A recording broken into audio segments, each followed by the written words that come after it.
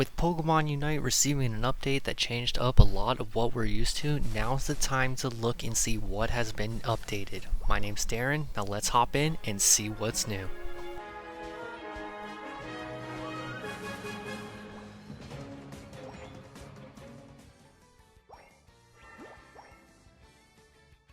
With the new patch comes a new character, the all-rounder Serena.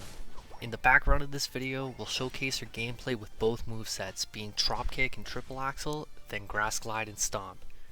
My current setup with her is Muscle Band, Razor Claw, and Focus Band, but a lot of options are good for her, such as Buddy Barrier and even Weakness Policy.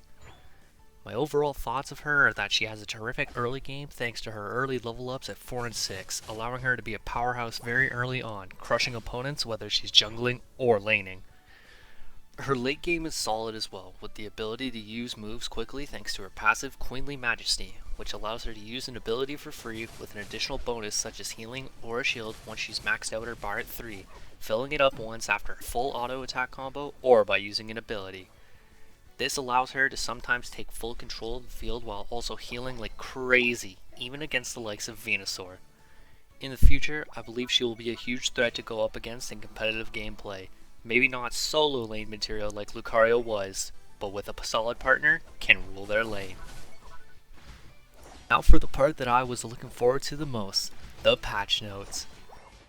Characters that have been nerfed include Greninja, with decreased damage to double team and increased cooldown on Water Shuriken, Lucario decreased damage on Power Up Punch as well as his stats lowered on his passive Steadfast, Zeraora with less damage on Discharge and his Unite move Plasma Gale, and Greedent with a cooldown increase, duration increase, and an effect on user decrease on Covet. Buffs go out to Snorlax, who now learns new abilities at levels 5 and 7 with the plus variant at 11 and 13, with Gardevoir, Garchomp, and Mamoswine receiving the same, while also all evolving one level earlier at 5 and 9. Bug fixes and adjustments go to Talonflame, Eldegoss, Gengar, Cramorant, Blastoise, Sylveon, and Wigglytuff. The buffs to Snorlax, Gardevoir, Garchomp, and Mamoswine were all a terrific choice in my opinion.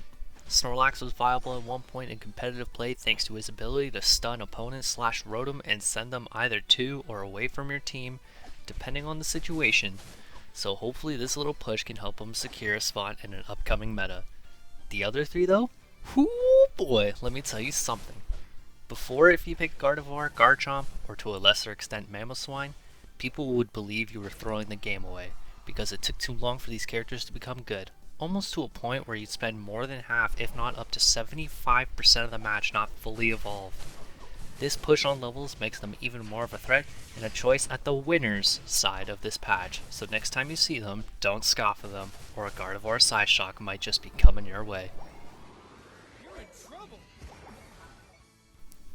With Greedent's Covet attack being nerfed, this leads to the second nerf in a row for the Fat Squirrel, making his running belch nonsense less effective, making him a very niche choice now, but could potentially still be good at stealing jungle buffs, but we'll have to wait and see. Zeraora, Discharge, and Unite nerfs weren't a shock to me, and now they deal less damage. While I haven't seen much of Zeraora, maybe that speaks for itself, and will make him less of a threat, leading to other potential junglers taking his spot. Greninja's nerf was the least expected of this group, with him not being as popular of a pick. With Water Shuriken's cooldown being increased and less damage on double team, I feel this isn't too big of a problem. Gren's main purpose of double team isn't for damage, rather escaping tricky situations, and with its auto giving cooldown to Water Shuriken anyways, the cooldown shouldn't be a problem. Lucario's nerf was the most expected, as everyone in the community knew that he was OP.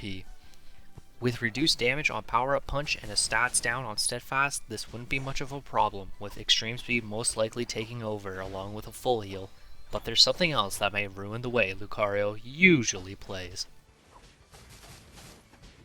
Not only have some of the characters changed, even the maps themselves have changed, and plenty of the players have already shared their thoughts on the situation. To start us off, bases have increased shield and healing when in your own goals when you reach the middle and base goals, making it harder for attackers to assault teams that are on their own goal. Citrus berries will now disappear at the 5-minute mark, regardless of whether the first goal is still up.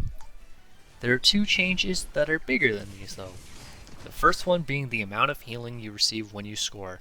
This makes aggressive plays such as Lucario's solo top lane with attack weight score shield severely nerfed, making it much harder to keep the aggressive playstyle while staying alive.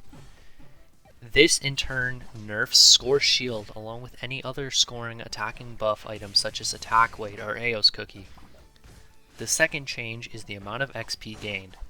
While this isn't documented in the patch notes, it feels as though it is easier to gain experience, as my time spent with Eldegoss has allowed me to reach level 4 in bottom lane consistently before bees or bears show up, along with getting level 13 before Zapdos/Articuno more consistently as well. It has also been brought up that scoring takes longer and the goals have smaller radiuses, making it harder to score, but there is no documentation of that as I am writing this. All this combined means that the meta will most likely be making a shift into a less aggressive playstyle, and the 1-1-3 laning strategy commonly found in competitive may be abolished or will be extraordinarily hard to pull off. Score shield and stat gain items from scoring will likely be less used, while items such as the muscle band and buddy barrier remain as top tier items. The characters that got nerfed will see less play, especially for Lucario and Zeraoras. Apologies to all the one-trick Zeraora one-trick junglers out there, you may need to find another character to play. Except potentially Greninja, but that will have to be tested out. The characters with buffs will see significantly more play currently, as testing them out while they feel much better can lead to new strategies, because who knows, maybe a grouped up Serena gets wrecked by a grouped up Gardevoir who's in the back using Psyshock from a safe distance. Time will tell as more and more pros get their taste on this new patch. But Darren, who do you think got the best and worst treatment? Well, let me tell you, the loser of this patch is Lucario. With a nerf to 2 of his abilities, plus the goal changes as well, I believe this makes solo lane top Lucario a meta of the past. You can't risk going for attack weight buffs now as much, with a risk of dying and giving the enemy team more experience plus potential farming along with losing your lane. The winner of this patch belongs to 2 characters, the first being Gardevoir. Her utility went from being almost useless to a train wreck, waiting to collide with the enemy. With an early level 5 Psyshock wreaking havoc upon the enemy and being fully evolved at 9, she has become much more useful for damage rather than being stuck at Kirlia for 75% of the match. And the second secret winner is Eldegoss.